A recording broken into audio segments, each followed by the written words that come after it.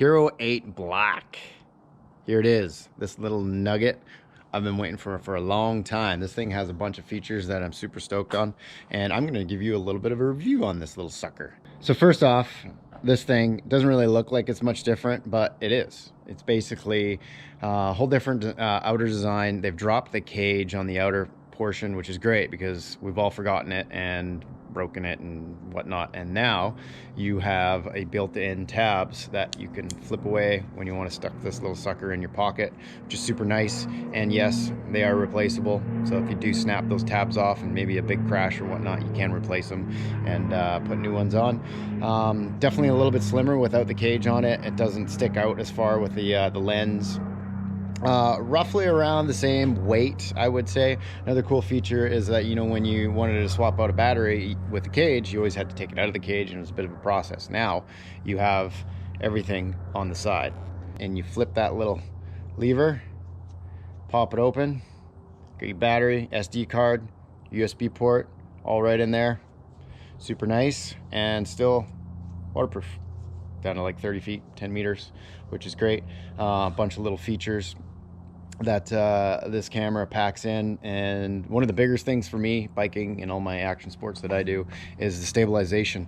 You know, for me, the 7 wasn't quite enough to drop my gimbal for those super steady shots, but this camera, gimbal not needed anymore. So this is a huge step up for me in my sports, and you know, whether I'm mountain biking, dirt biking, snow biking, all of the above fun stuff. This is definitely a huge bonus for what I do. It just makes my life a lot easier to get the shots and get it in the bag and get it out to you guys. So other than that, yeah, biggest thing for me is stabilization. I think for the general public, a lot of the interface and how this thing is used is super simple. It's got a bunch of presets that you can go in and you can preset them. And I'm just gonna I'm gonna go in here and turn this thing on and show you. So basically, so when you turn this thing on, one of the cooler things about this, especially for people that, and you know, I get this question all the time, is like, how do I use this GoPro and what setting do I put it on? And it comes pre-programmed with a bunch of settings. So you push on this activity thing, and right here it's got a bunch of presets. So right here you got your standard 14, 40 by 30 linear. So another cool thing about this is customizable buttons for shortcuts. So for instance, like on this bottom left here, I'm gonna hold down on it and I'm gonna adjust what that thing's gonna be. And then, so be the zoom, low light, hyper smooth. So let's just put it on hyper smooth. Boom. Now it's on my hyper smooth boost, and I can adjust that. As you can see, it's got a nice delay. And what that does is it's taking, this camera actually takes away a bunch of the technology from the 360 camera. So basically it shoots a very large image and then it crops it internally and stabilizes it. And if you're an editor and you understand smooth cam back in the day from Final Cut, you know, this is the same kind of technology. So basically at the end result is for everybody gets a super smooth gimbal looking like shot, which is pretty awesome. So yeah, so lots of little shortcuts you got in there. A couple other features, photo mode.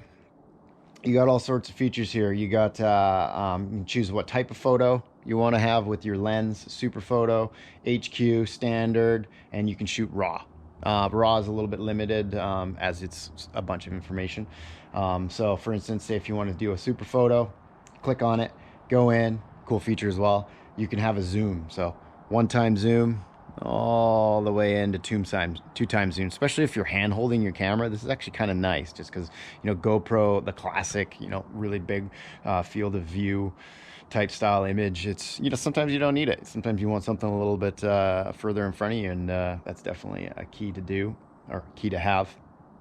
And then in terms of your screen here, you can, you know, once again, super easy, go to photo, live burst, night shot. All those were in the previous ones, but obviously in a much easier interface so that everyone can figure these things out. And I will be doing an in-depth how-to with these GoPros. I got one going for the Hero 7, but that's on my YouTube channel right now.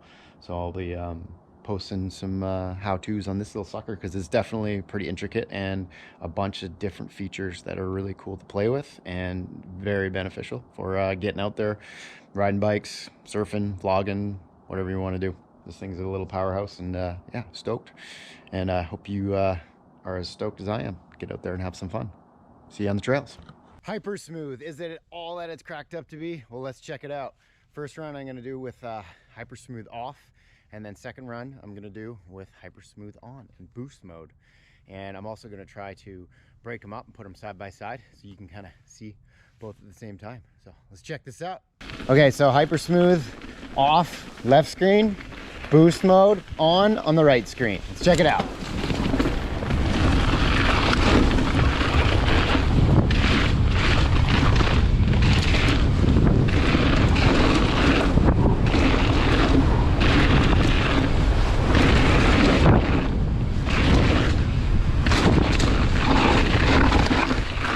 Boost mode on.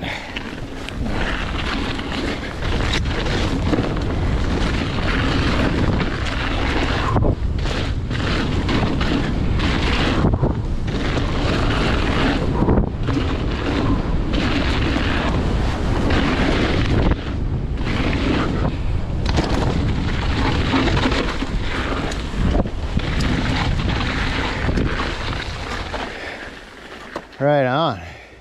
There you have it. Boost mode and non-boost mode. GoPro, stop recording. So the Hero 8, is it worth buying? I definitely recommend it, but that's up to you. Definitely if you have a Hero 7, you might think twice about it, but if you have a 6 or previous generations, I would definitely suggest upgrading, just because the stabilization, all the new features, the compression, the quality, you know, all those things playing a factor of getting the best shot and getting you views, and that's what you want, right? To get likes and views. Anyways, thanks for tuning in. Till the next time.